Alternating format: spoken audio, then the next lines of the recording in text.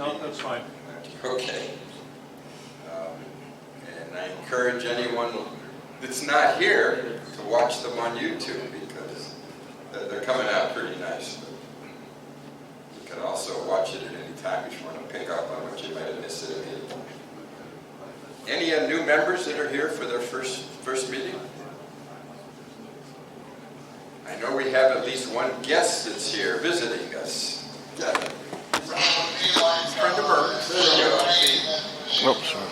Kevin from Senior Center in Rochester. Berg invited him to come. Berg couldn't be here today, but invited Kevin to come. So, welcome, Kevin. Maybe you'll be a member before all said and done. Apparel wear. Ron Ross, I know a bunch of shirts were picked up. He's got a hat for sale. Yes. And before you leave today, if you want to order anything, See me? just see Ron. He's modeling one of the beautiful shirts. Run the runway. Rich has got one on. Didn't need video of that. Ben's just wearing a brand new shirt. Okay. Did anybody bring anything show and tell that they'd like to just brag about? I'm going to leave that open for every meeting. Anybody wants to bring something, just feel free to bring it in.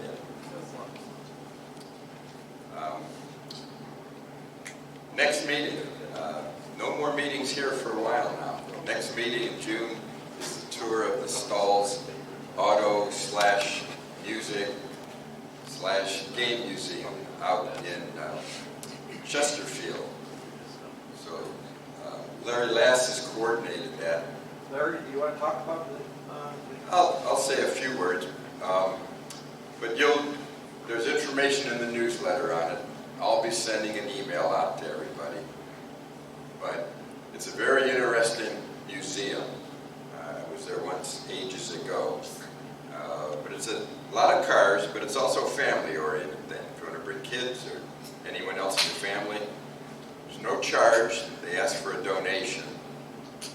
It's Saturday, June 7th, I think. June 7th.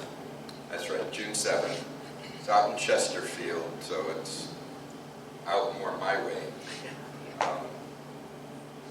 But it's a nice time there. No charge, noon to 2. It's open from like 11 to 4, but we're posting at noon to 2 for our folks to be there. You don't have to be there any particular time.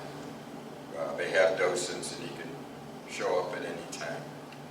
It's well worth it because it's, they have organs, old time great big organs. They go off once an hour. When you come in, they've got the old, I'll call them Nickelodeons, but those mechanical things that are a woodworker's dream that make music. They got a ton of those. And so they have a lot of other stuff than just cars. And so that's what Jerry said, it's more for a family. Like if you're just a car person, the wife or the kids say, oh, come on, not another old car. No, this has got other stuff. So it's really, well, of course, it's free.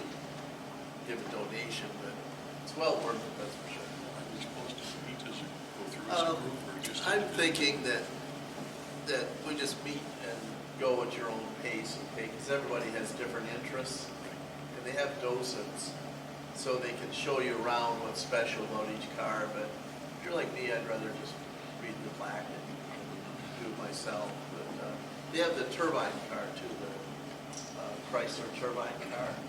There's only like 3 of those, so. Jay Leno has one. July. Jay Leno has day one. off. Yep, there's one in Smithsonian. Nothing in July. August is our picnic. So VFW Park in Royal Oak. We have plenty of time to talk about that. And then you'll hear about our programs after that. The toys. Dan and Ron had this beautiful display of toys there for those of you that still haven't seen those. And on the table there, they've got pieces parts, all bagged up, all kinds of parts for free. Just take what you want. What else? Guild lunch is next week. Next week, the Guild lunch. Still haven't hit one of those myself. Same place, George's, Coney Island. Yes. Okay. We're going to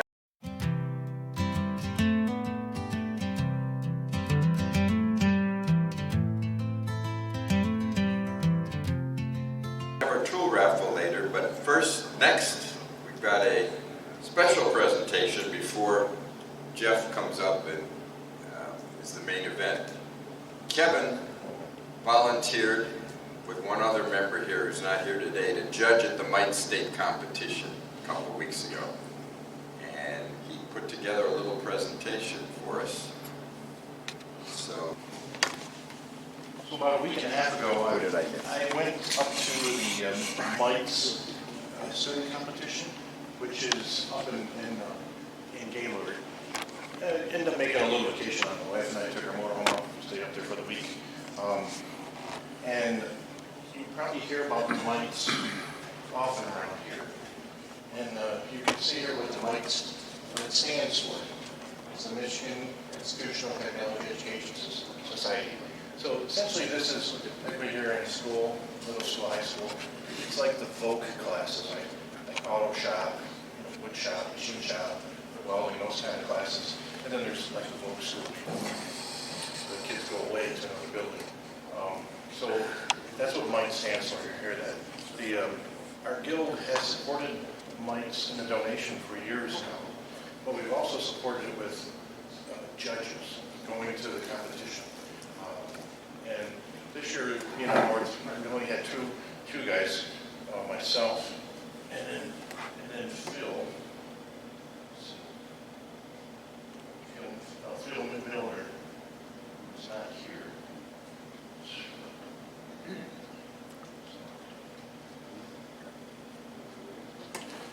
So myself and Phil, we ran into each other there. So, but I encourage people to think about this because I've never been to it. I enjoyed it. First of all, they give you a really good, nice lunch, a catered lunch for the judges.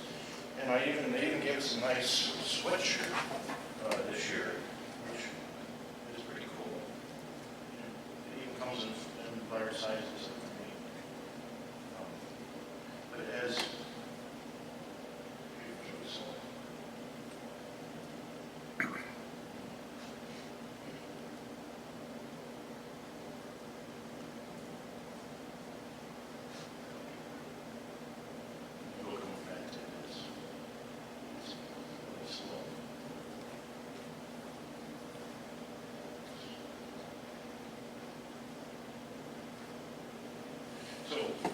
anyways, some of the categories that these students have their projects, they can be anything from automotive, drafting, there was machining stuff, there was some 3D printed stuff, welding. I didn't unfortunately take pictures, but some of these kids make these beautiful toolboxes, like you see, big mechanic toolboxes, and they look like, like professional ones.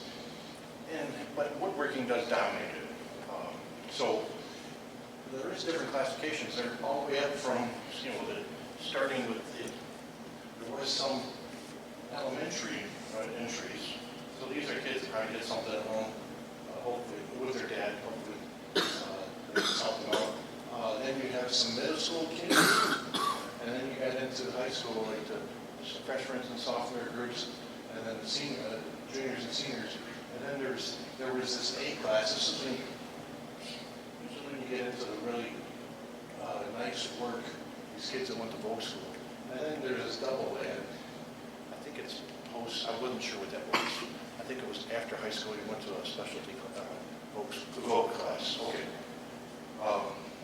But the judging criteria is based on craftsmanship and then a degree of difficulty. So I just took some random pictures. Phil and I, another gentleman, judged the smaller items, they call them table items.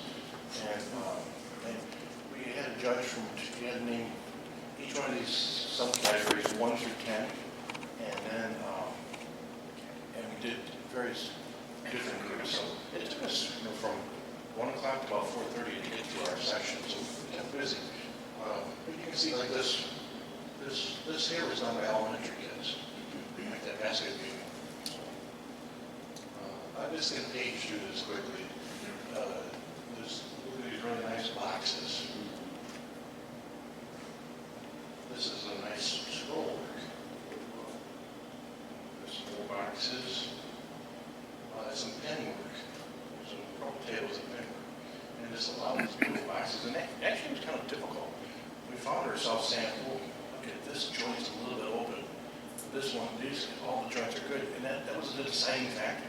It's amazing for these high school kids what the work they're doing.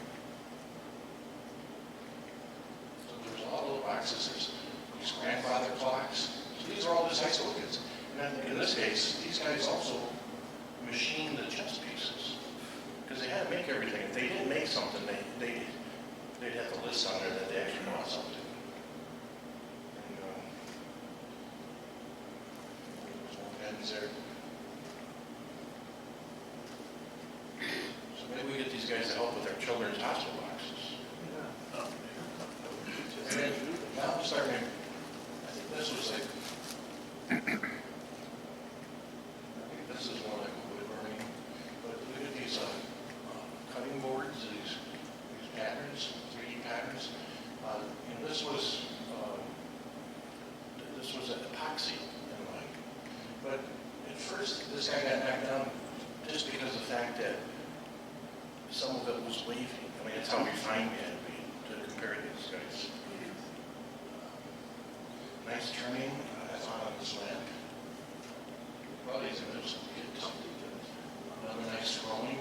These were, I think, deer head mounts. These boards here.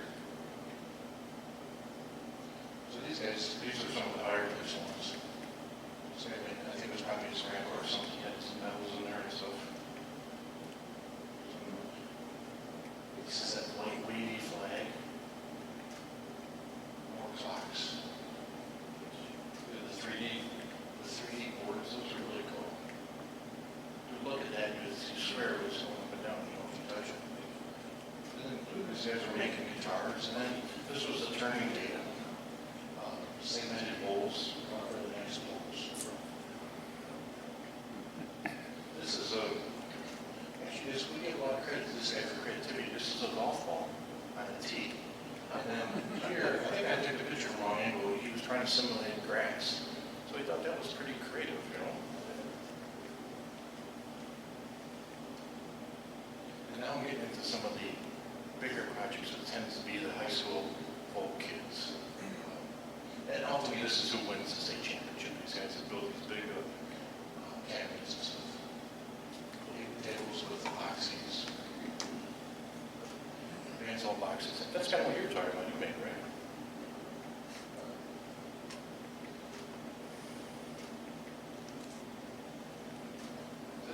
This one, I still got a blue ribbon in its first place. This, like, the doors are all like wavy. Almost look like rain. This stuff was very high quality. And the joints are all perfect.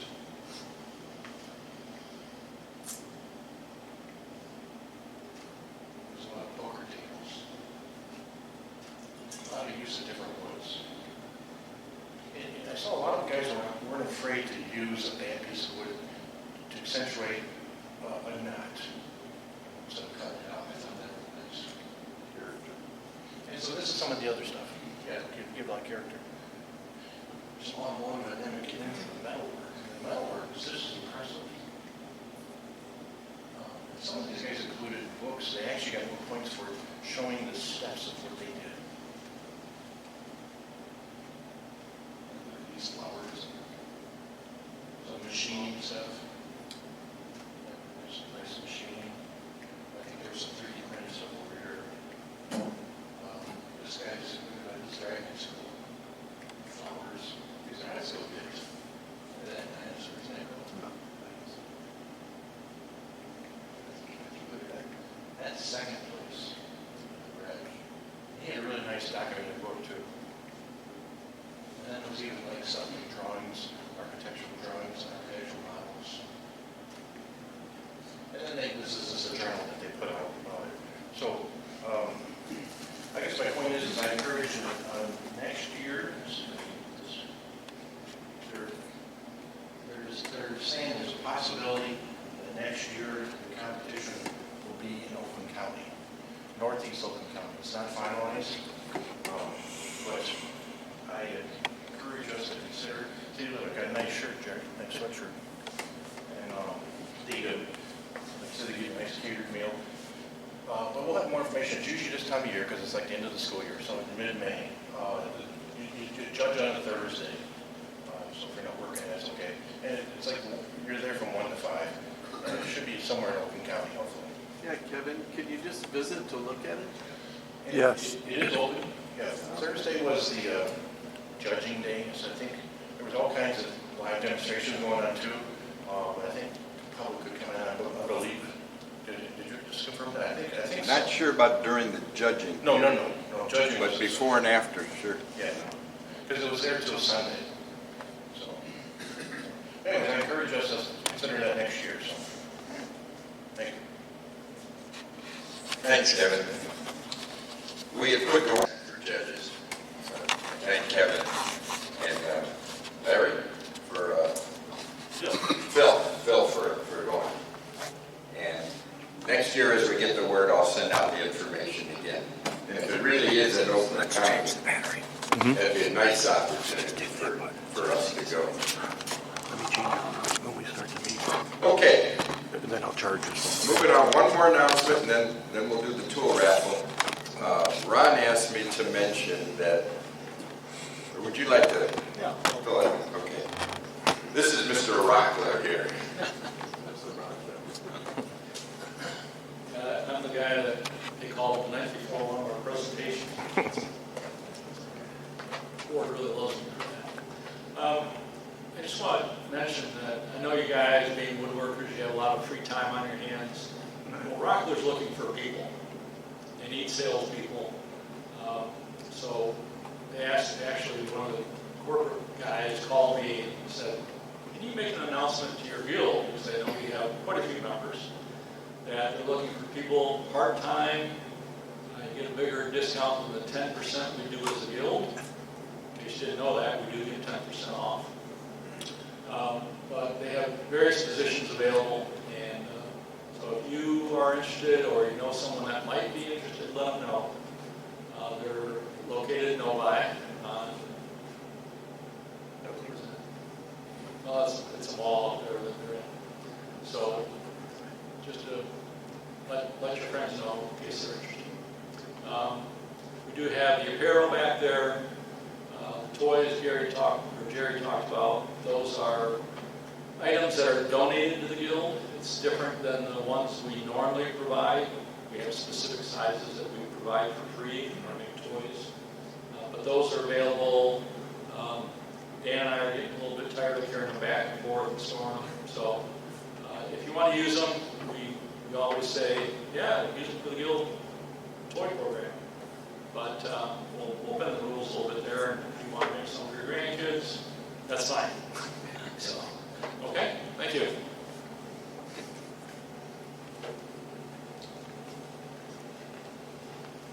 You know, I guess if corporate Rockler is calling you, you must be spending too much money there. Okay, tool raffle time.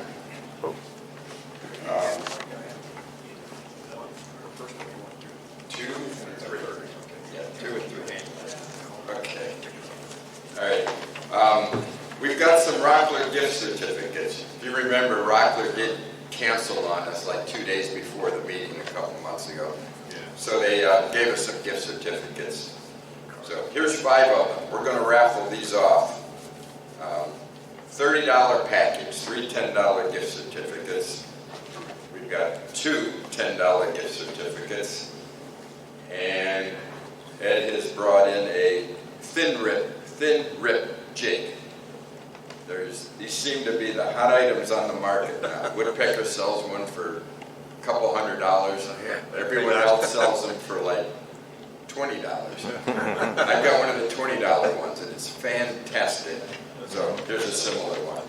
So the way it works, when your number's called, you come up and you can pick out whatever you want. $30, $20, or the jigs. I know Rich wins all the time. I'll let you guys know I pulled all his tickets.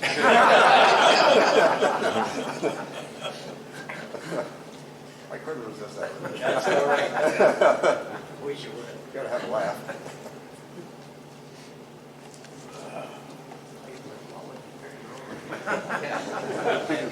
That'd be real bad.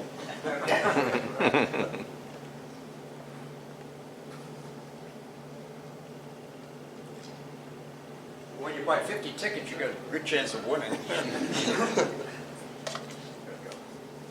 All right, here's the first ticket. We'll try the last three numbers. 526. Oh, I don't believe it. 526. Hey! You can vote in your own ticket. I don't believe. See? There it is. Yeah, all right. So, there you go. Okay. Next number. 500. Okay. We've got $30 and $20. I wonder which one you got.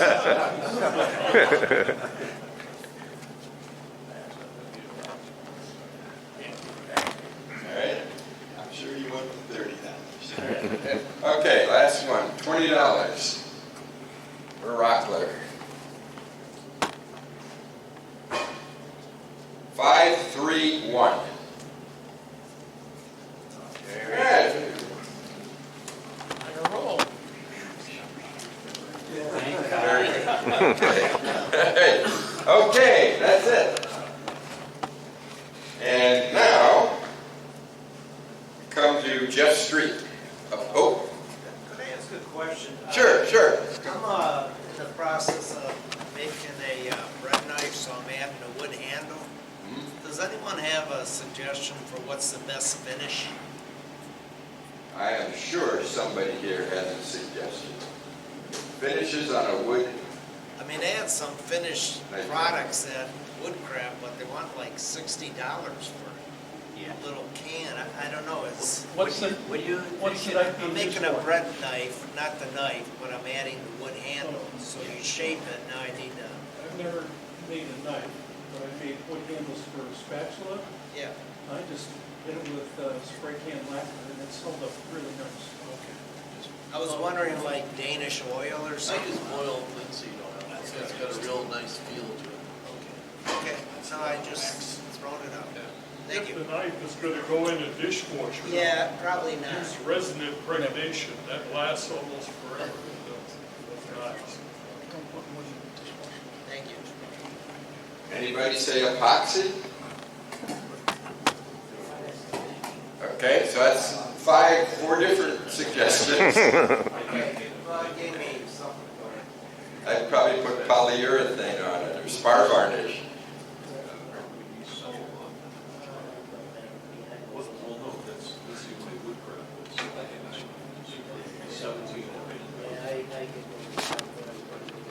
Okay.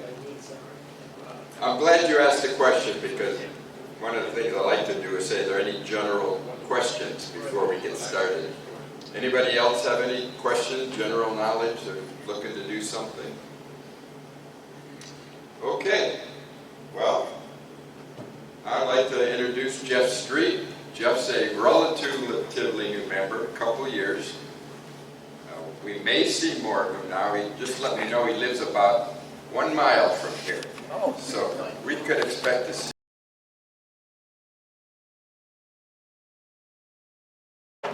Business. Great. You took the words right out of my mouth. I will be sending it to you directly. Actually, Jerry, you're better off if you with your permission, Jeff, we'll put your PowerPoint up on our website. Put it wherever you want. I've got a PDF version of it that I'll make available to you. Wonderful, thank you. Jerry, you're better off sending a link rather than the actual one. I do both. Need to get to the presentation. I screwed up the link the last time, as you recall, but I know what I did.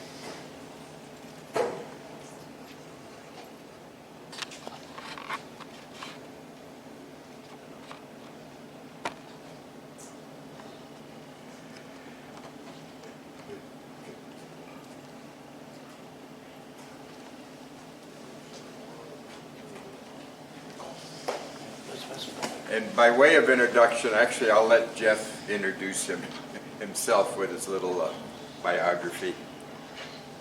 Can you hear me? Is that We're better? good? Cool. So, Okay, title says primer and inlays.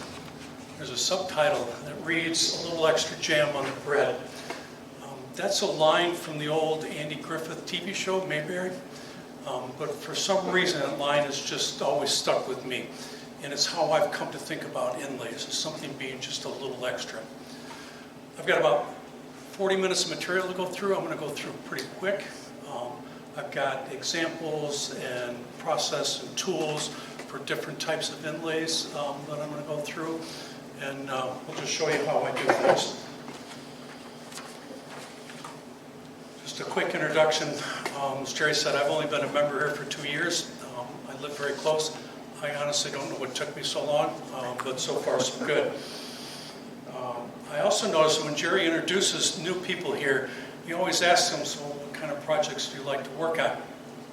I like to build furniture, and I would consider myself more a furniture maker than a woodworker, actually. I also do a lot of decorative boxes for gifts, and I will admit I've certainly made my fair share of the obligatory cutting board. Early on, my woodworking probably consisted of a lot of dimensional white pine lumber, butt joints, and box nails, nothing elaborate. That changed for me in the early 2000s.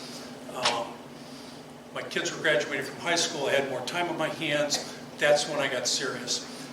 I ended up taking a series of furniture apprenticeship classes at Rosewood Studios up in Ottawa, Ontario, and absolutely changed it. I finally learned how to do things the right way. I went on and took a number of other classes. I did some training at the National Institute for Wood Finishing in Minneapolis. But relative to today's topic, I learned how to do string inlay with Jeff Miller in Chicago, and I took another inlay class with Garrett Hack. Sorry, I didn't advance that slides. There's that information.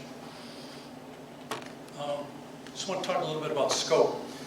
Everything I'm going to talk about is based on my experience. All the examples I'll show you are projects that I've completed. There's no Google image searches in here, and I guarantee there's no form of AI that was used to generate any content. With inlays, as with just about everything else in woodworking, there's multiple methods of attacking the problem. I'm going to show you a way of doing it. I would certainly encourage you to talk to the others and learn how they're doing it as well. I'm going to cover more traditional ways of doing inlay, a lot of hand tools, some basic machine tools, router, table saw. I don't have the experience, I won't be able to get into anything related to CNC or laser, but I do know those technologies are being used to do inlays, so that's a whole other field of study. I want to start with a definition. And the dictionary says an inlay is to ornament an object by embedding pieces of a different material in it flush with its surface. Simple enough. But let me dissect that a little bit. Start with the word ornament. So inlays are just that, they're ornamentation, they're decoration. By and large, they're not functional. If it wasn't there, the piece would do the same thing. I will show you at least one example where the inlay is functional, but largely it's decoration. The second element that it's a different material. So you're inserting light and dark, contrasting and complementary woods. You may have multiple materials, and I'll show you some examples where you're actually using materials other than wood as the inlay. And then finally, the idea that the inlay is set down into the wood, down flush to the surface. So we're not talking about things that are glued on and applied to the top. And I want to separate out down here, I'm not talking about marquetries. The idea of taking multiple pieces of wood, piecing them together, form some type of a pattern or picture and applying it to the surface. Or if you look over on the other corner, if you look at the top of that box, there's a banding that runs around the side. I will talk about how to use banding as an inlay, but in this case it's simply an applique. That banding is just glued to the edge surface of the top of the box.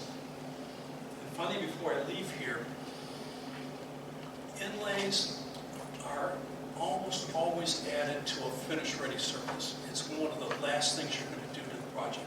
So it's after you've done your milling, after you've done your joinery and so forth. So you're doing it at the end. Start with string inlays. String inlay is the classic form of inlay. And I think if you ask somebody about inlay, this is one of the first things that may come to mind. So think about Federal period furniture in particular. You see a lot of it. String inlays are very thin outlines. So very often it'll be an outline of the piece, maybe a straight line, maybe a curved line, or you may start to see some geometric patterns and flourishes in it. They're created by scribing or routing a channel into the wood and inserting the string material in it. Typically, the string inlays are very thin, so a 1/16 of an inch down to maybe a 32nd, sometimes thinner. To me, a 1/16 is probably the wide end of what I would call a string inlay. Once you start getting any wider, you get into a whole different class of inlays. And finally, holly is the classic material for doing stringing. It's a domestic hardwood. There's no size limitation against it. And as far as I know, there's no toxicity issues in working with it. But holly has two characteristics that make it ideal for string inlays. The first is it is a closed grain, very tight grained wood. So if you think about it, you have a very thin piece and you go to surface it, you're not worried about running into any divots from an open grain section of the wood. There's a little block of it up on the table if you want to see it. The second characteristic is its color. Holly is nearly white. You all know that woods change color over time. Dark woods get light, light woods get dark. Holly, more than most woods, will hold its color. I mean, it will change over time, but not nearly as much as many other woods will. And in fact, if you see an antique piece of furniture that has stringing in it, holly stringing, and it looks yellow, there's a very good chance that color is coming from the finish and not the wood itself. Process, it's pretty simple, 4 steps. So we start with routing, cutting, scribing a groove into a piece of wood. You can use a hand tool, you can use a router, you can use a knife, a lot of different methods. I'll talk a little bit more. But you're cutting a groove. When I'm doing wood string inlays, I'm cutting that groove at about 1 to 2 times the depth as it is wide. That depth gives me just enough surface for the glue to hold that in place, and I don't have to worry about that stringing ever coming out. The second step is to size the string. So now I got a groove, I need a piece of material that's going to fit that exact groove.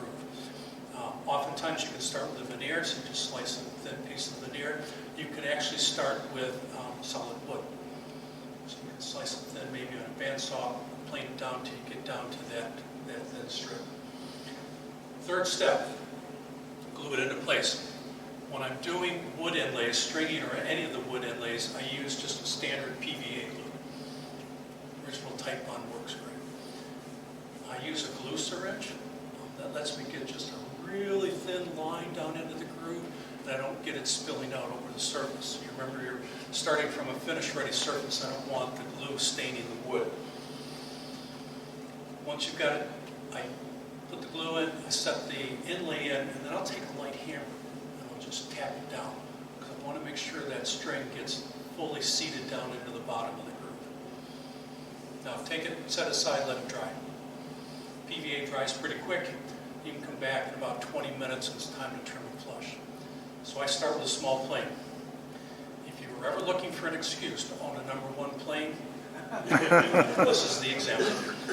I have a Lee Nielsen #1. It's up here at the front. It's absolutely fantastic for trimming string. If you don't have a #1, any small plane will work. Block plane does a good job. I've even used a spoke shave. When I'm planing it, I will plane it down until I'm a couple thousandths over the surface. I don't like to plane all the way to the surface. And the reason for that is a lot of times the stringing is running with the grain, but it may be going across. And I don't want to take the risk of getting any tear out by going cross grain. So I get it down a couple thousandths over the surface, then I go back with a card scraper. And all it takes is just a couple of passes with the card scraper. You get it down flush, you're back to finish ready. card scraper does a really good job also. If there's any little bit of glue that's left along the edge of the string, it'll take that right off and you won't have problems with the finish. When I'm doing the wood inlays, I don't sand. And especially don't want to use a normal sander. And the reason for that is you get highly contrasting woods, light and dark. And by sanding across it, you can take the dark sanding dust and it can get embedded into the lighter wood and stain it. So the card scraper is your friend. Some of the tools. I'm going to start with this tool right here, and I'm going to pass this around so you can take a look at it. It's a tool designed by a guy by the name of Steve Latta. He's a period furniture maker. He's done a lot of work to write and teach about string inlays. That tool is kind of looks like a compass on steroids. There's a movable pivot point, and then there's an actual cutting iron at the other end. That cutting tool comes down to near point, but it looks like it's got 2 consecutive teeth off of a crosscut saw. And the action is you're scribing and cutting the groove in it. Steve worked with Lee Nielsen to create that set maybe 20 years ago. I'm not sure exactly when, but he actually created a whole set. You can see up here, there's the radius tool, there was a straight line tool, there's a thickness planer, and there was a slicing tool for veneer. I only own the radius tool, but you can take the pivot point off the radius tool, and I made a shop-made fence, so I can insert that cutter, and now I can run it along a straight line doing outlines, or I can flip that around. There's 2 dowels, and it lets me follow along a curved edge to do a curved outline. I have a Veritas routing plane. Lee Valley makes a 1/16 inch cutter for that plane. So if you're doing outlines at 1/16, it does a good job of following a nice straight line, but you're limited to that. It's a straight line. You're not going to get a curve with a router plane. Down on the bottom, first 2 pictures, I have a shop-made string plane that's up there. This is a scraping plane. So I've got a blade from an old spoke shave, and it mounts to the block of wood at an angle. And at the closed end, that gap from the iron to the bed is set to the thickness of the string you're trying to obtain. And then you're taking the material and you're just pulling it through, scraping it away, and you're taking multiple passes. And by the time you get to the closed end, you're down to the thickness that you want. Next to that, I took an old little screwdriver and I ground it down and I made 1/32 inch mortise stitches. And I use that before I'm gluing the string in. I can take it and run along the groove and clean out any debris that might be in there. But it's also useful, especially right at the end. I can make sure I have a nice square, clean end cut, and that tool works good. And then finally, as I said, I use a small plane and a card scraper to finish things off. If you go out and search for inlay tools, there's really not much out there. There's the Steve Latta set, and the Lee Valley makes something. I just want to go back and point out, I bought my radius cutter from Lee Nielsen. During the pandemic, Lee Nielsen shut down a lot of their tool production. In fact, they stopped making this. But in preparing for this, I found out that Red Rose Reproduction, they're an online boutique tool store, they acquired the rights to the tool about 2 years ago, and it brought it back to life. And in fact, it's only been in about the last 2 months that those tools are available for sale again. As I said, Lee Valley does make a set of tools. They have their own radius cutter. They have a set of knives, so if you're really good with your hands, you can do a freehand knife cut. They sell a tool holder for the blades that fit into the router plane. So now you can use the router plane and get down below a 16. But again, straight line, not going to give you a curve. And then finally, Lee Valley makes their own version of the scraper plane for doing straight. So there are some tools that are out there. Some examples. I don't do period furniture. I tell you, I have the utmost respect for the guys that do. My examples are a little bit more simple. Top row is a dining table I did for my son. It's out of walnut. And as I was finishing the table up, I was looking at it, it's like, it just needs something. I don't know what it was. So I put just a simple string inlay flourish into the corners, each of the corners. And then if you see on the table along the apron, I had a wingate accent block. So I put that same flourish into the accent. And then on the rear style of the chair up near the top on each side, I put that same design. Now when you take the tables and chairs, you put them together, they look like they belong together. You have a consistent decoration and it looks like a set. If you look at the crest rail on the chair, you're going to see a white line. That's not an inlay. That's a bent lamination to get that rail, and I put the holly in there as part of the lamination process. Boxes on the left are the ones that are on the table over there. I got a piece of wild cherry out of my wife's parents' yard. She asked me to make a box out of it. Well, I was able to get enough material to get two. So I made a pair of boxes. So again, can I do something that makes these things look like they belong together? So I put just a simple radius string into the corners, but I mirrored the design. So it's only when you put the two boxes together that you see a consistent geometric pattern. And again, they look like they belong together. The boxes, wild cherry, the top is purple heart. So into the purple heart, I use cherry as the stringing material, and then into the cherry, I use purple heart as the stringing material. Now the box on the bottom right. So here's an example of a little bit more elaborate and complete geometric pattern. And this differs for two reasons. In the other examples, there's a curved line, but you don't see the center point of the radius. That's because either I had to take a sacrificial block and clamp it next to the piece, or put it on top so that pivot point could dig into that and not damage my finished surface. In this case, I put that pivot point right into the top of the box. Cut my grooves. Now when I'm done, I've got the pattern I want, but I got a series of divots. So I just took it to the drill press, drilled it out a little bit deeper, and filled it with the inlay. The other thing that's different here is that inlay is brass, not wood. So my stringing material, I started with 1/16 inch brass wire. Cut my grooves. Just got to do a couple of things that are different. As I said, when I'm cutting the groove for a wood inlay, I'm going down about 1 to 2 times as deep as it is wide. When I'm using a wire, I'm cutting the groove to be about 75 to 80% of the diameter of the wire. And I want it such that when I set the wire in place, I want just a little bit of a crown of that wire standing proud of the surface. The other thing is PVA glue doesn't work with metal. It just doesn't stick. So I use Duco cement, DUCO. It's a nitrocellulose glue. It's been around for decades. It has very good adhesion qualities for both metal and wood. I know 2 months ago when Joe Beam was here, he had an example where he had a piece of brass wrapped around a table pedestal, and he talked about using polyurethane.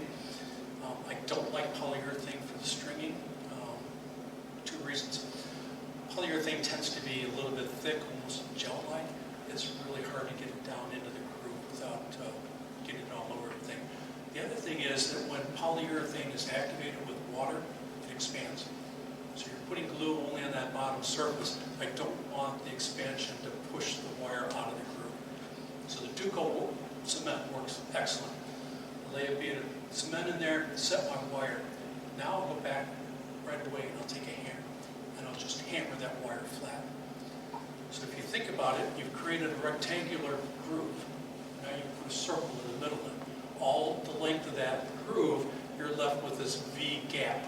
So by hammering, it mushrooms out the wire, fills the gap, and you're left with one nice 1/16 inch string. After you've done that, set aside, let it dry. The Duco wants a good 24 hours to cure, so set aside, come back tomorrow. Now where I don't sand my wood inlays, I will sand the brass. So I can use an orbital sander. I'll start at 120 and work my way up to 220 on the back to a finish ready surface. 220 will leave the brass a nice satin finish. Brass will tarnish. So that box was finished with lacquer. And the lacquer gives me a nice film coating that fully encapsulates the brass, keeps it nice and bright. I did that several years ago. It's still as bright today as it was when I did it. Now I want to move on to something I call highlighting inlays. I have no idea if there's a recognized name or what other people call it, just a term I came up with. These are very similar to string, except now they're much wider. So we're starting at maybe an eighth of an inch wide and going up from there. These are linear, maybe straight, maybe curved. The example, the table that's in the example, 3 of those sides are square and straight. The front of that table actually has a bow, so that inlay follows around the curvature of the table. Now with the wider groove, you can start to use a wider range of materials for the inlay. You might use multiple woods, you might be using different woods that you wouldn't for stringing. You may also start to see materials other than wood as the inlay. It's really up to your imagination. Finally, because you've got a little bit wider groove, you can start to use a different range of tools to cut that cavity. Trim router works really good for doing that outline. 1/8 inch bit in there works well. If your inlay is going across the entire piece, you can use a table saw. Table saw does a nice job of cutting an 1/8 inch clean groove. Put a dado stack if you wanted to go wider. Some examples. The table on top left is that table at the end over there. Walnut legs, wingate top, with a light inlay around the perimeter of the top. The legs also have wingate caps at the feet, and where the wingate and the walnut meet, took it back to the table saw, ran just an 1/8 inch curve in there, filled it with the inlay material. Unfortunately, I did not learn my own lesson. I used maple as the inlay material. That table is now 17 years old. And if you look at it, you'll see that the maple has actually started to darken some. Holly, I think, would be as bright as the day I did it. The example up in the top right, now here's an examples of using banding as an inlay. So these are now flush to the surface.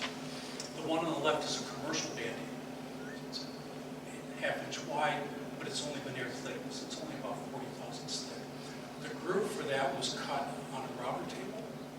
Now here, you got to be a little bit more careful, because when you glue that inlay in, you don't have a whole lot of material to scrape away. So you got to dial in the depth of that groove to be as close to that inlay thickness as you can. The other example on the right of that is a shop-made banding. It's a whole bunch of little short square and triangular pieces. I laid out about 3 feet, glued it up, and then I think I did about 2 to 3 inches wide, then put on the bandsaw and cut 1/8 inch strips. And the 1/8 inch works really good depth for doing the inlay, and yet it's stable enough that I can work with it, it's not falling apart. The box on the bottom left was a wedding present. Now here's an example where the inlay goes across the whole surface. So I made the box, put it on its side, and ran it across the table saw to cut the groove. If you look closely at the inlay, you'll see there's 2 different colors. Some pieces are long, some pieces are shorter. If you take that inlay and unwrap it, those short and long pieces become dashes and dots. And that's really Morse code for the date of the wedding. So it's a really fun way to personalize a gift. The last 2 examples on the bottom are now using a material other than wood for the inlay. The first one is turquoise. So turn the ball, using a parting tool, created a groove about 1/4 inch wide and 1/4 inch deep. Just laid in some crushed turquoise into the groove, and then I used cyanoacrylate as the bonding agent. So just dribble some CA into it, hit it with an accelerator, and it's ready to trim. Turquoise is actually soft enough you can work it. It's only about 4.5 to 5 on the Mohs scale. So I start with a coarse file. Then I'll file it, start to get it down close to the surface, and I'll sand this. I'll start at 80 grit and work my way back up to 220, back to finish ready. I don't have to worry about turquoise tarnishing, so you can hit it with any finish you want. You can put a film finish on it, you can put oil, wax it, whatever you wanted to do. The last example is I'm using glass for the inlay. Glass does not sand very well, so you got to take a little different approach. So my wife had some little miniature vintage glass vases, and over the years they had been broken several times, and super glue just wasn't holding them together anymore. So with her permission, we took them out to the shop, took a hammer to them and broke them up into little chips. Turned the bowl, This time with the parting tool, I cut the groove about a 1/2 inch wide and a 1/2 inch deep. Now because I'm so deep, I'm worried about the light getting in there. So on the bottom of that groove, I took some foil tape, laid that in there, took a pencil eraser and burnished it, and created a ring mirror on the bottom.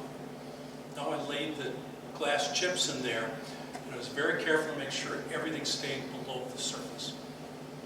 Used some plumber's putty, created a dam on the inside and outside of the ring, and then filled it with an acrylic casting resin.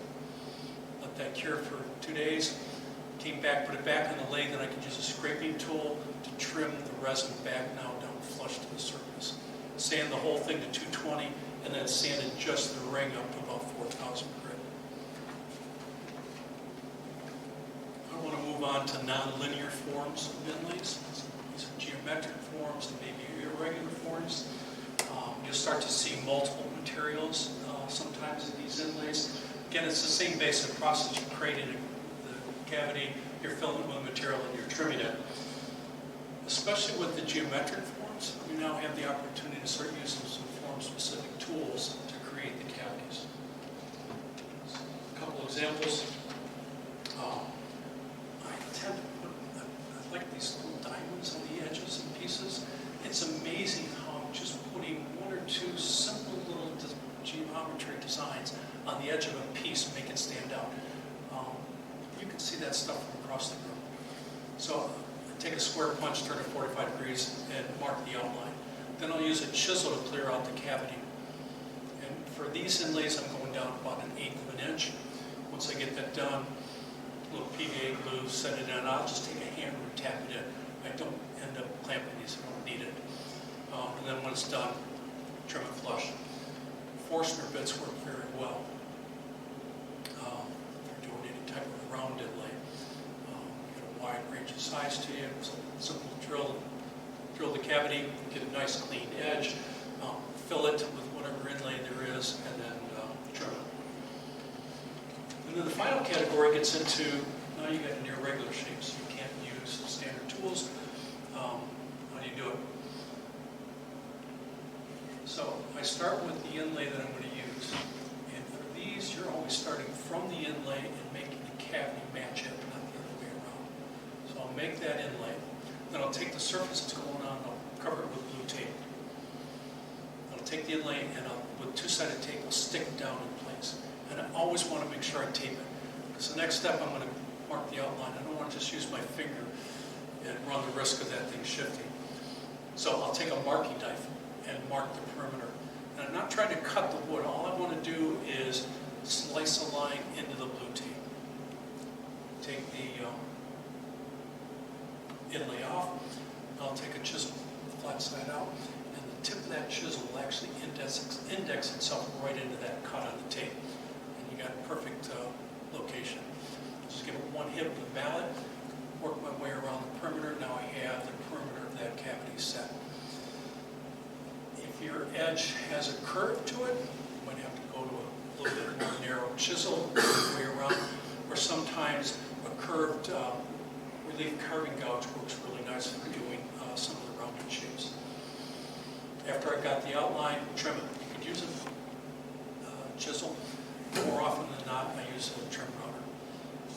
Trim router with 1/8 inch bits, probably I'm using it the most. If I get up closer to a point, I'll use a 16. And my goal is I'm just trying to get that router as close to that edge as I can and still feel comfortable. And that last little bit of waste will clean up with the chisel. And then you got a cavity, glue the piece in and trim it flush. As for the tools, as I said, I use that square 45 diamond.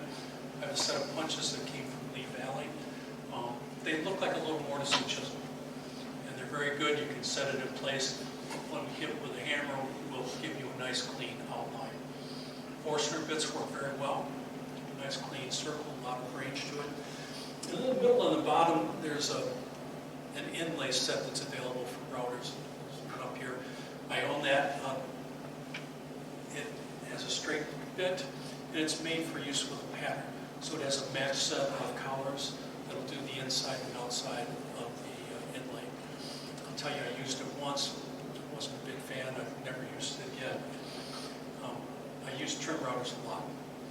I have a rigid trim router, and I bought this years ago. And the reason I bought it was all the routers I was looking at had a solid collar around the base of the router, and you couldn't see the bit when you were using it. The rigid had a nice open throat, so I can get down and I can actually see that working when I'm trimming, and that's especially useful when you're trying to get up really close to an edge. The problem is that router's fixed base. So I set the base, now I got to turn it on and do a live plunge. And actually, I was preparing for this, and it's always bothered me that I wished I had a better solution. So I went out and looked, is they made anything new? Well, DeWalt makes a cordless 1/4-inch trim router.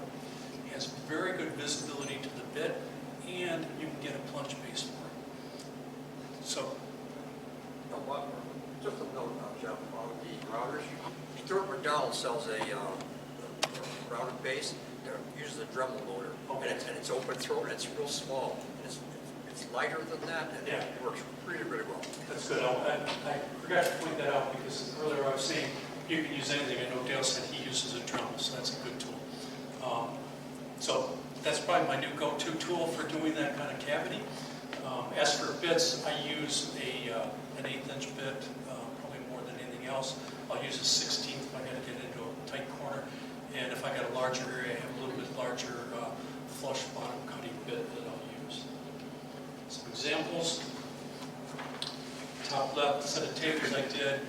Here's an example of just 3 simple holly diamonds into the leading edge. And as I said, you'll see those inlays from across the room. They just stand out. Very, very simple to do. The other is just a little decorative box I did. Has a highlighting inlay at the top, and then you'll see that diamond on the side. And actually, here's a case where I have an inlay inside an inlay. The bottom left is now an example of a little more elaborate irregular shape. So this is a classic fan, multiple pieces. There's actually 2 inlays there. I did the fan as one inlay, and then if you notice, there's a little circle at the bottom that's actually offset and just done with a force bit. Up until now, everything I've showed you have been purely decoration. A piece would do the same thing with or without it. Here's an example of a functional inlay. So this is the classic bow tie or butterfly. So the table I was working on for my daughter, had all my milling done, had all the joinery done, then I got interrupted and had to set it aside. Came back 2 weeks later, bottom board had a crack in it. That's enough to pull your hair out. So had I found the crack earlier during the milling process, or just ripped it down the crack, jointed it, put it back together. Now, because the joinery was done, losing an 1/8 inch to the curve of the saw would have affected the part. So throw it away or repair it. So I decided to repair it. So I put a clamp across the crack, closed it up tight, made my butterflies. So again, doing that type of irregular, I'm starting from the inlay. So I made those, laid them out, marked them, and cleared the cavity. Before I glued the inlays in, unclamped it, took a bead of glue and laid it all along the crack.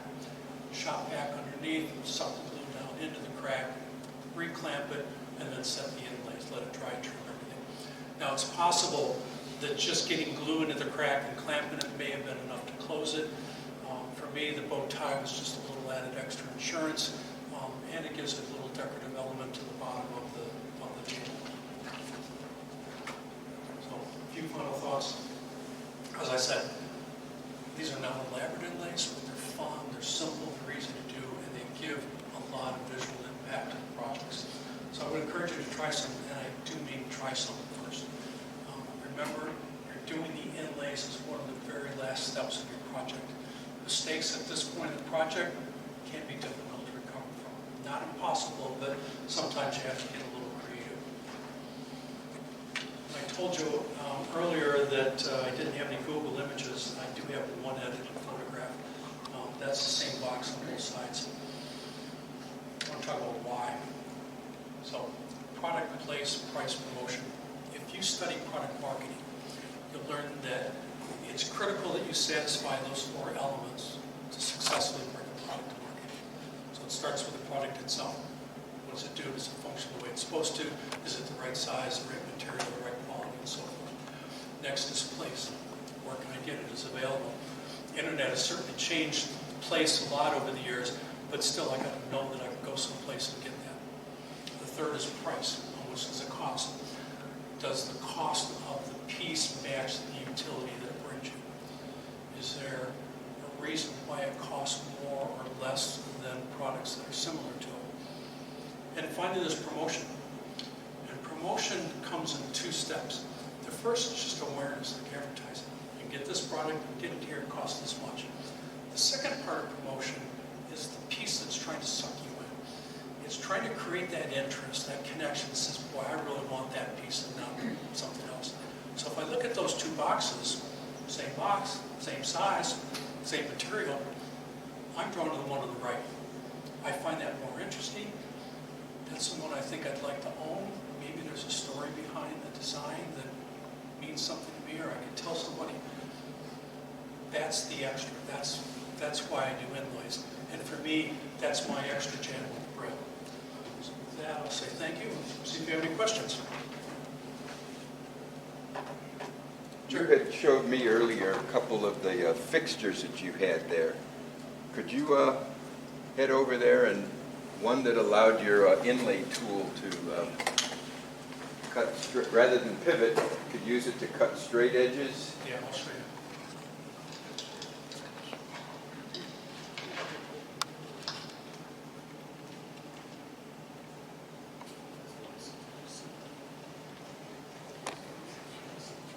Okay, good. Can you hear me? Yeah. All right.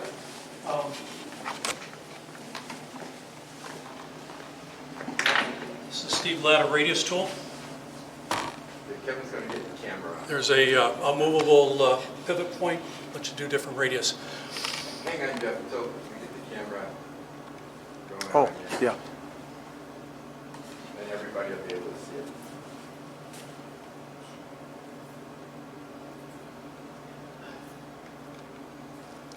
I'll just say, well, that's coming up. When I'm doing my string inlay work, this is the go-to tool. I use this more than anything else to cut those channels.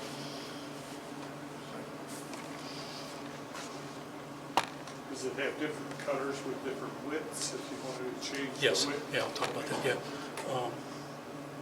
can get a picture of it. And that's one of the tools that Red Rose production. Red Rose now makes this. So there is a cutting blade on the end of this. They do make different thicknesses. If you want to use different materials, you can. As I said, the point of that comes down, it looks like two consecutive teeth off the crosscut saw. So this tool, good for doing radii. I can take the pivot point off, and I made just a simple shop-made fence. So I can insert it there. Now I can follow with that flat edge down the straight line edge of a piece and get my straight in line. If I turn it around, I put two dowels there. Now I can use this and follow around a curved edge of a piece, again for doing an outline. So that's a homemade? That's a little homemade. And that saved me from the Steve Latta set. They actually make a straight line cutter. I didn't buy it. It didn't cost me anything to make this, so it works for me. Other homemade tools that I've made, as I said, I made a 1/32 inch mortising chisel. I use that on every piece of string I do. Clear the cavity or square up the edge of the tool. The other one I use is the string thicknessing plane. The reason it's so long is I clamp this, put this in a clamp. No, it's rigid and I can work. And that blade that's on there, as I said, it's set at one angle. So at the closed end, the gap is set to the thickness of the string.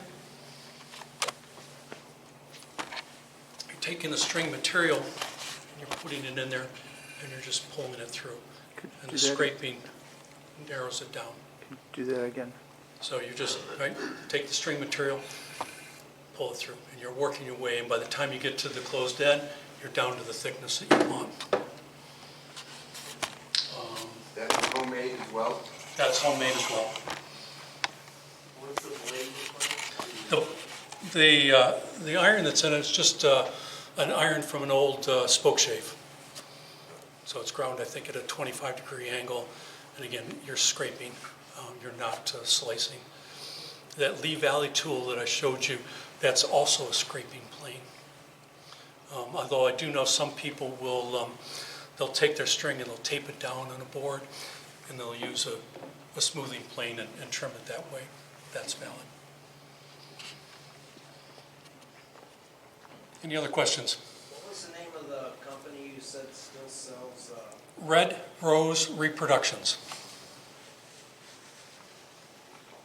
So some of your inlays go to the edge or corner. How do you finish off those corners? Finishing the groove? It depends. I guess it depends on how lazy I am. If I have a lot of time and it's a really critical thing, I will wire them.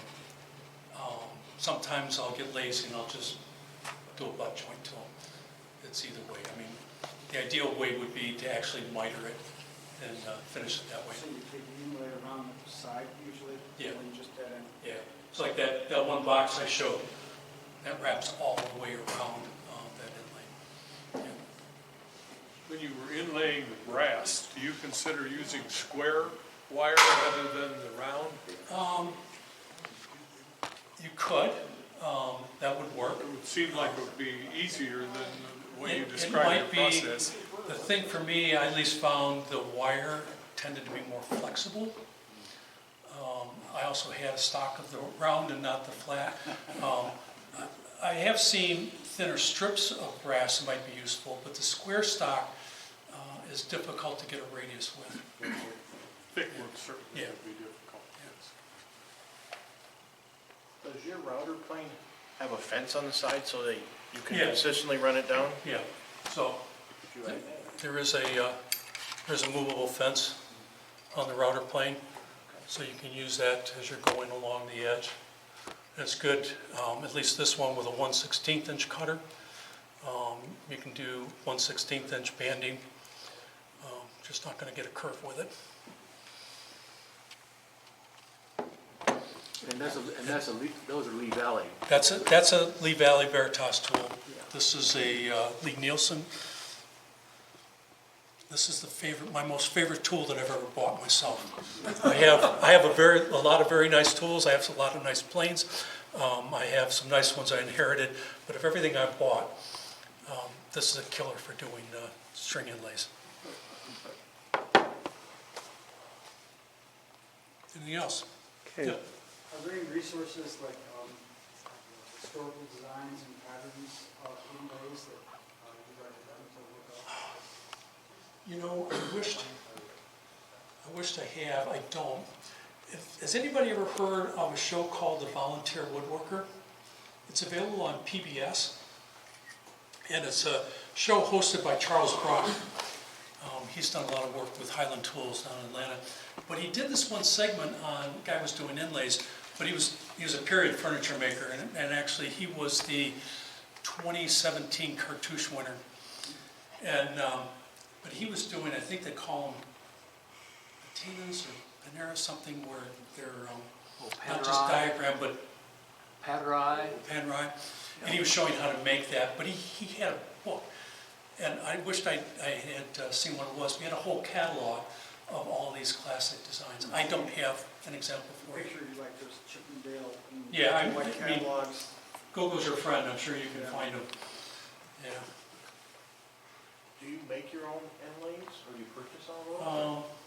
So I said the banding, that one I made. So I made a bunch of triangle and square pieces, maybe about 3 inches long, laid it out, glued it, and then sliced it so it's down about 1/8 of an inch thick. I also use commercial banding.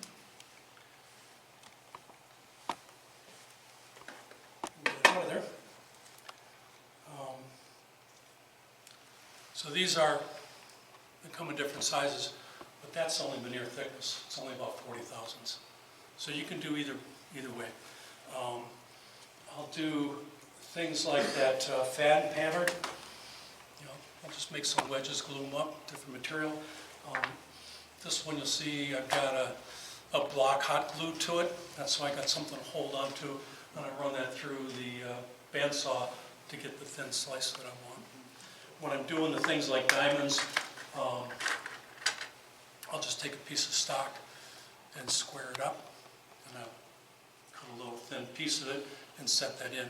Now the thing with when I'm doing things like this, that number one works really good for doing the string.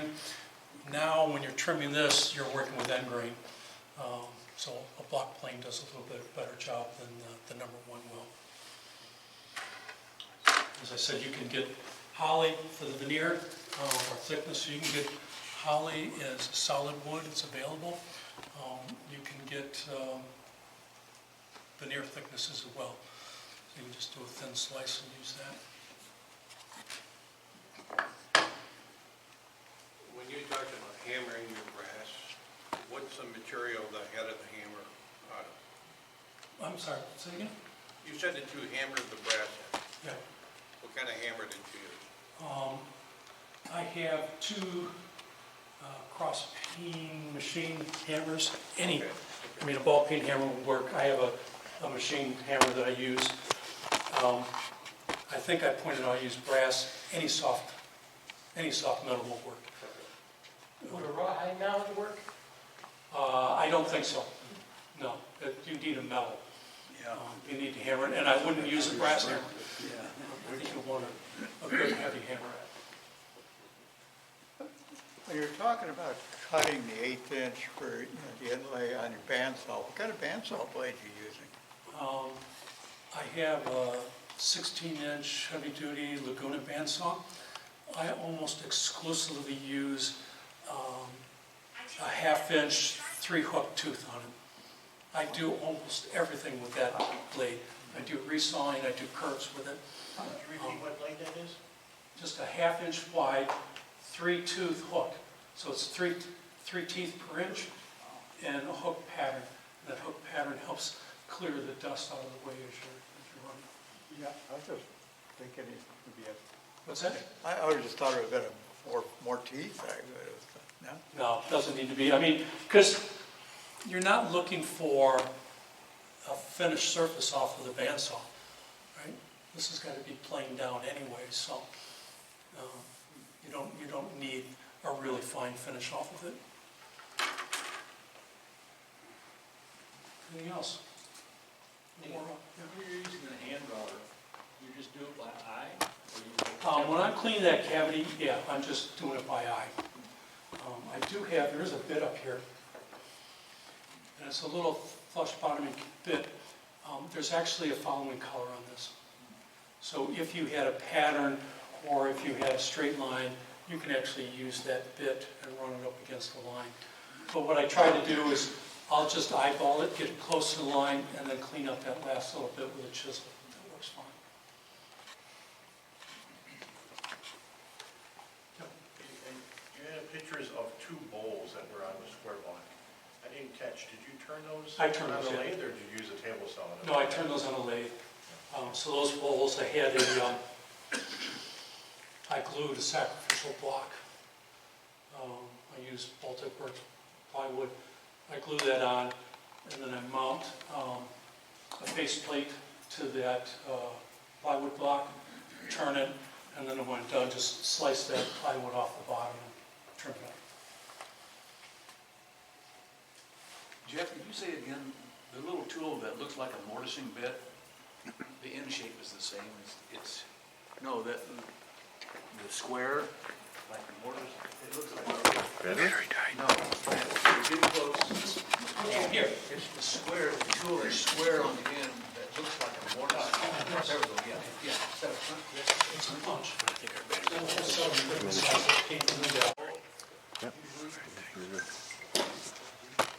They're called square hole punch. Go figure, huh? Is that typically how you remove the stock, with a chisel? If I'm doing something really small, like those little square things, I'll just use a chisel. when I start getting into bigger patterns like that, I'll use a trim router and just work my way around. As I said, I use the 1/8" bit more than anything else. Just work my way back and forth. Sometimes I'll use the bigger bit if I have a much larger bit. Depends, like a lot of the diamonds and things, just a chisel work. If you're doing something round, porcelain bit cleans it out for you. What was your source for the punches, the square punches? Lee Valley. Oh, we got it, okay.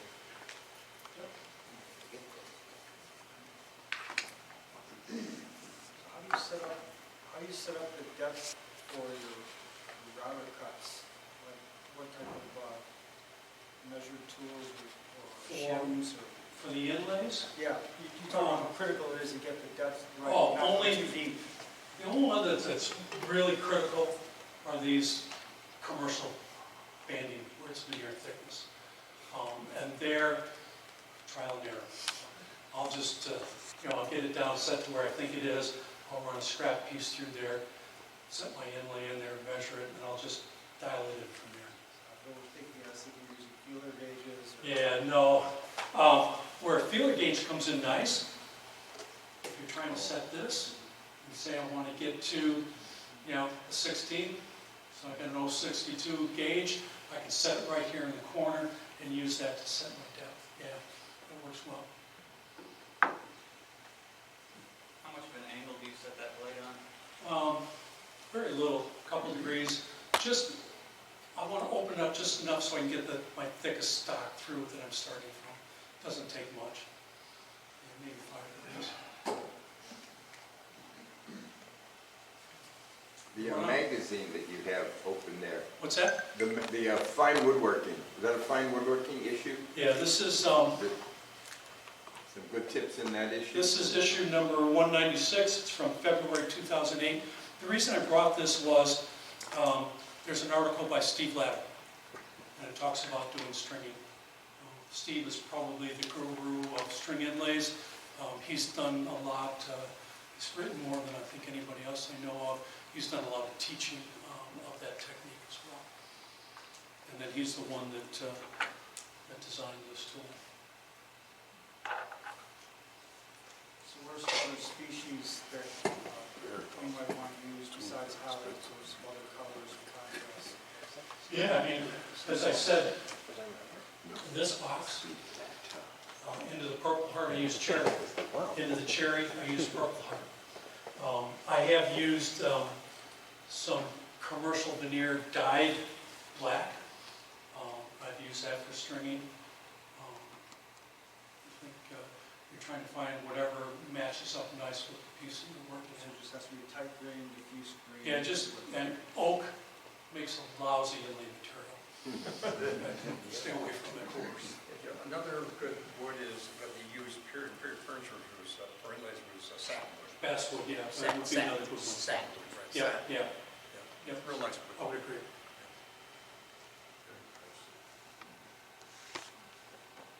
Think I wore them out, Jerry? I do have a question on the two scrape, I don't know what you call it, the straight routers there. Yep. One, you took your pivot one out and put it into your fixture. Does that then do the same thing that that one does? No, I mean, they're just 1/4" router bits. These No, just go into trim. the plane. This one? There you go, that plane, the router. Yeah, I think you call it a router. plane. It's a router plane. Okay, that you can put along an edge and do a straight. Yes, this has a 1/16" inch cutting iron in Right. it. Your other one, that you took your pivoting tool, pivot cutting tool, Yeah. and mounted it in Right, there. and I can use that for a straight line. Same, so it does that same function? Well, Anything less or For more? me, one difference. I have a 1/16" inch cutter, period. Okay. I have 3 or 4 cutters for this one, different thicknesses, so I can vary my width. And typically, I do far more string inlays that are in the, say, 1/32 range than I do 1/16. So I end up using this far more than I do the router. That's what I'm wondering. So when you buy that, the different cutter thicknesses come with it? You can get it, yeah. So Now, that as I plus said- your homemade fixture Yeah, may be more economical than that maybe.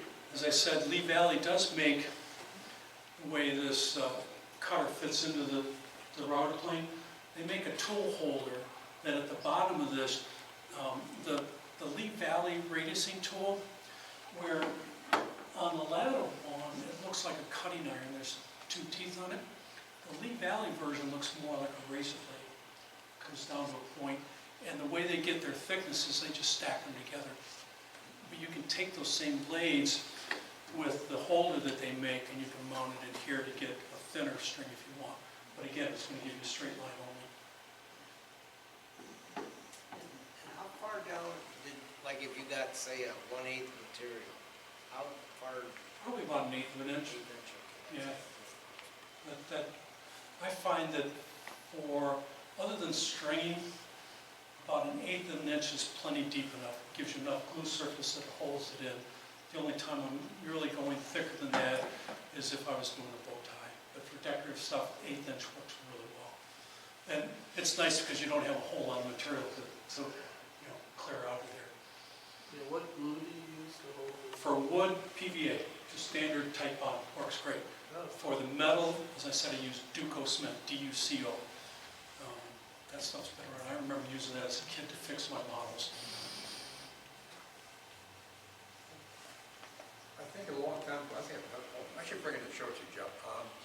Alma, I think it was Alma, made for string inlays, and it was a series of, almost like Barrett's, but it'd be like a razor, right, on 2 sides, and then you have a straight scraper bit, and so you could, it had a whole You can series. adjust that, yeah. And it's a straight edge, you can do whatever size. It must have been some time ago because, Yes. as I said, if you do a search now, you find the last set and you find the true Lee Valley set.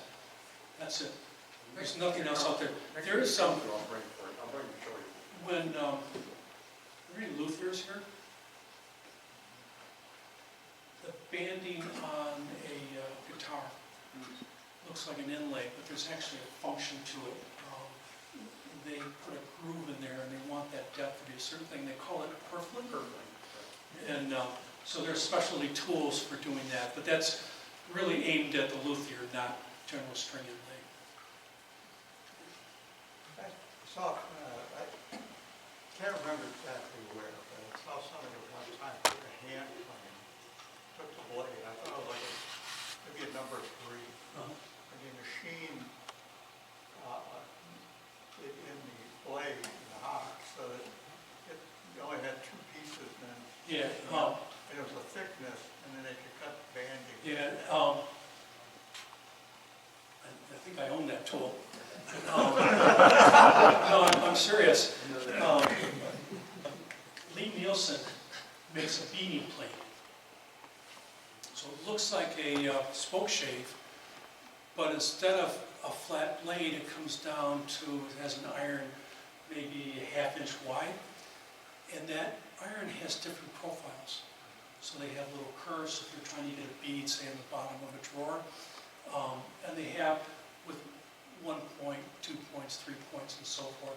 So I could see if you had the one with a single point, that might be able to get ground down enough that you could get a straight line. But it works like a spoke shave, you're pulling it through.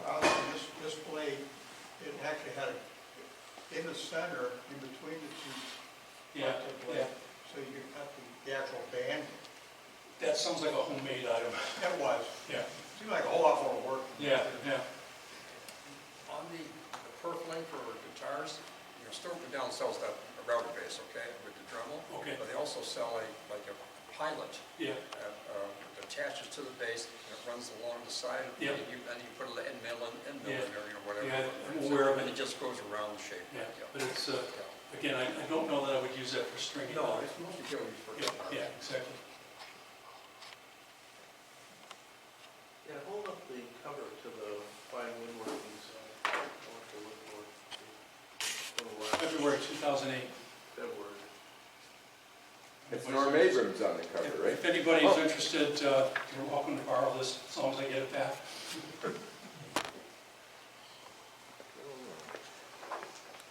Okay, any last good? questions? All right, thank you very much.